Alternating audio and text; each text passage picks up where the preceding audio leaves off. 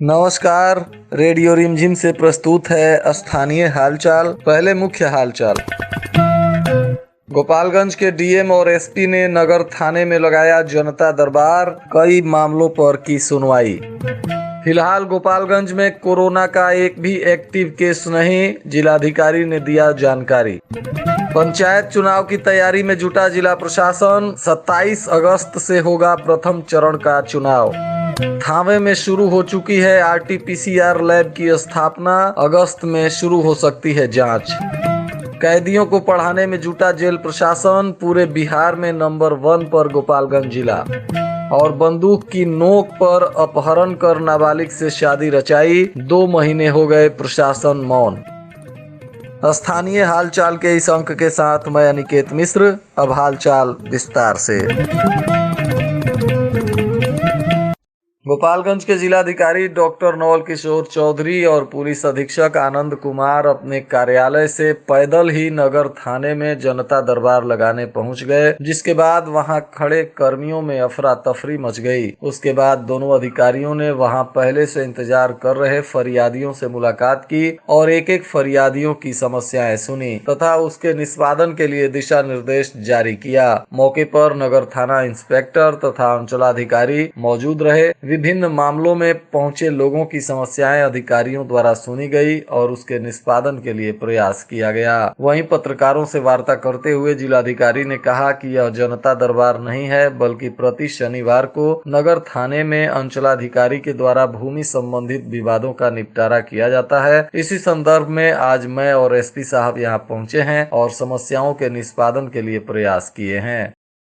आज प्रेस वार्ता करते हुए जिलाधिकारी ने कहा कि गोपालगंज में प्रतिदिन 3500 से ज्यादा कोविड का टेस्ट किया जा रहा है, परंतु जिले वासियों के लिए सौभाग्य की बात है कि अभी वर्तमान वक्त में एक भी व्यक्ति संक्रमित नहीं है। परंतु जिलाधिकारी ने आम जनता से अपील किया है कि सभी लोग मास्क अवश्य पहने, क्योंकि कई जिलों और राज्यों में तीसरे लहर की शुरुआत हो चुकी है। इसलिए गोपालगंज वासियों को भी सावधानी रखने की आवश्यकता है। वैक्सीनेशन की प्रक्रिया तेजी से चल रही है। इसके साथ ही ऑक्सीजन प्लांट का भी निर्माण कार्य चल रहा है। हथुआ तथा गोपालगंज में ऑक्सीजन प्लांट से युक्त अस्पताल 9 अगस्त तक कंप्लीट कर लिए जाएंगे, जिसमें गोपालगंज सदर अस्पताल में 200 से ज्यादा बेड की व्यवस्था होगी और वहीं हथुआ में भी एनजीओ के सहयोग से ऑक्सीजन प्लांट का निर्माण कार्य कंप्लीट होने के कगार पर है। जिले का चारों नगर पंचायत 100% वैक्सीनेटेड हो चुका है और कई पंचायतों में यह प्रक्रिया शुरू हो चुकी है। आज जिलाधिकारी नवल किशोर चौधरी ने प्रेस वार्ता के दौरान बताया कि पंचायत चुनाव की तैयारी को लेकर जिला प्रशासन पूर्ण रूप से जुटा हुआ है और चरणबद्ध तरीके से तैयारियां चल रही हैं। 27 अगस्त से प्रथम चरण का चुनाव होना है, जिसको लेकर जिला प्रशासन ने तैयारी शुरू कर दी है। ईवीएम भी पहुंच चुका है और उसके लिए तकनीकी विशेषज्ञ ईवीएम को तकनीकी रूप से तैयार करने में जुटे हुए हैं।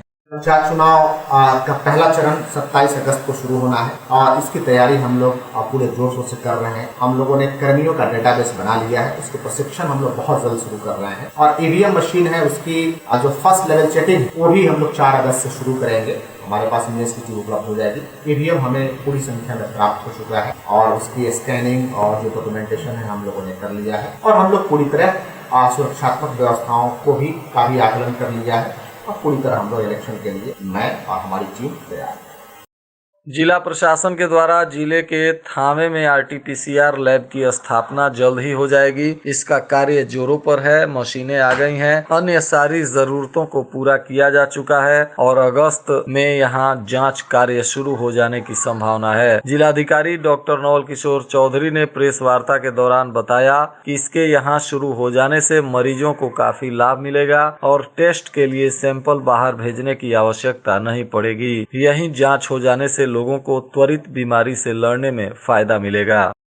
जिलाधिकारी ने यह भी बताया कि मंडल कारा चनावे में पढ़ाई करने के लिए इच्छुक कैदी अपना एडमिशन करवा रहे हैं, जिसकी प्रक्रिया शुरू हो चुकी है और पूरे बिहार में सबसे ज्यादा कैदी गोपालगंज में ही एडमिशन करवाए हैं, जो एक बहुत अच्छी खबर है। 9वीं तथा 10वीं के साथ ही स्नातक और स्नातकोत्तर के लिए भी व्यवस्था की गई है, तो वहीं प्राइमरी स्टेज के लिए भी जेल में व्यवस्था की गई है। इसके लिए शिक्षित कैदियों को ही शिक्षक के रूप में चिन्हित किया गया है और कैदियों को शिक्षा मिलने से वहां एक काफी अच्छा माहौल बनेगा। इसके लिए जिलाधिकारी ने जेल प्रशासन के साथ साथ कैदियों को भी धन्यवाद दिया है कि एक अच्छी सोच के साथ कैदी जेल के अंदर पहल कर रहे हैं। इसमें इग्नू के माध्यम से उच्च शिक्षा के साथ ही व्यावसायिक शिक्षा का भी क्लास चलाया जाएगा। इसके लिए पुस्तक जेल प्रशासन द्वारा उपलब्ध कराया जाएगा और ओपन यूनिवर्सिटी के माध्यम से यह शिक्षा संपन्न कराई जाएगी। उचका गांव थाना क्षेत्र के बंकी खाल गांव में नाबालिग लड़की को जबरदस्ती बंदूक की नोक पर उठाकर आरोपी द्वारा शादी करने का मामला 2 महीना पहले हुआ है। उसके बाद पीड़ित परिजन 2 महीनों से पुलिस कार्यालय का चक्कर लगा रहे हैं, परंतु अभी तक प्रशासन द्वारा कोई कार्रवाई नहीं की गई है, जिससे नाराज परिजनों ने आज तीसरी बार पुलिस अधीक्षक आनंद कुमार से मिलकर आवेदन दिया है और न्याय नहीं मिलने पर आंदोलन करने की भी चेतावनी दी है। वहीं पीड़ित पिता ने बताया कि उनकी लड़की का अपहरण करने से 3 दिनों पहले आरोपी द्वारा फोन पर जानकारी दी गई कि तुम्हारी बेटी का अपहरण कर शादी कर लेंगे, जिसके बाद पिता इस बात को गंभीरता से नहीं लिए और उसी का खामियाजा उन्हें भुगतना पड़ा और बेटी का किडनैप कर आरोपियों ने शादी भी किया और वीडियो तथा फोटो सोशल मीडिया पर वायरल भी कर दिया। इस मामले में आरोपी के साथ उसके परिजन भी नामजद अभियुक्त हैं। उसके बावजूद भी अभी तक किसी की गिरफ्तारी नहीं हुई है। वहीं इस मामले में जब पुलिस अधीक्षक आनंद कुमार से बात की गई तो उन्होंने कहा कि पुलिस द्वारा टीम का गठन कर दिया गया है और जल्द ही आरोपियों की गिरफ्तारी की जाएगी और लड़की को बरामद कर विधि सम्मत कार्रवाई की जाएगी।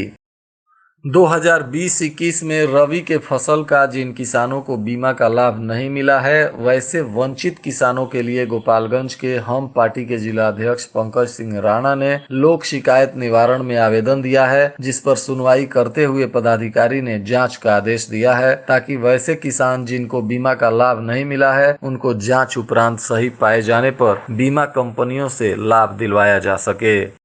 सदर प्रखंड के बसडीला पंचायत में नौका टोला निवासी तस्लीम अंसारी के पुत्र डॉक्टर जमशेर अली सांपों को रेस्क्यू करने का काम करते हैं और अब तक उन्होंने 250 से ज्यादा विभिन्न प्रजाति के सांपों का रेस्क्यू किया है। इसमें उनके बड़े भाई जियाउल हक भी उनकी सहायता करते हैं। शुक्रवार की रात्रि में एक मस्जिद के बाहर काफी लंबा लगभग 8 फीट से ज्यादा बड़ा सांप जब लोगों ने देखा तो लोगों ने जमशेर अली को याद किया और मौके पर पहुंचकर जमशेर अली ने जब सांप का रेस्क्यू करने का प्रयास शुरू किया तो सांप ने उनके हाथों को जकड़ लिया। इसका कारण उन्होंने बताया कि सांप की लंबाई इतनी ज्यादा थी कि जमशेर अली उसके पूंछ को नहीं पकड़ पा रहे थे, जिसका फायदा उठाते हुए सांप ने उनके हाथों को जकड़ लिया और तोड़ने का प्रयास किया। तभी जमशेर अली का एक साथी स्थिति को समझते हुए तुरंत मदद किया और किसी तरह सांप को काबू में किया जा सका। सुबह जब लोगों ने सांप को देखा तो चारों तरफ सनसनी फैल गई। जमशेर अली ने बताया कि वे काफी दिनों से यह काम करते हैं, इसकी उन्होंने ट्रेनिंग ले रखी है, परंतु आज तक सरकार और प्रशासन तथा वन विभाग के द्वारा उनको किसी तरह की कोई सहायता नहीं दी जाती है। बैकुंठपुर अंचल कार्यालय में राजस्व कर्मचारियों की बैठक संपन्न हुई, जिसमें अंचलाधिकारी सुनील कुमार ने राजस्व वसूली, खैरात वसूली, भू लगान, दाखिल खारिज सहित अन्य कार्यों में तेजी लाने का निर्देश दिया। तो वहीं जमीनी विवाद के लंबित मामलों में जांच प्रतिवेदन शीघ्र समर्पित करने सहित कई आवश्यक दिशा निर्देश राजस्व कर्मचारियों को दिया गया।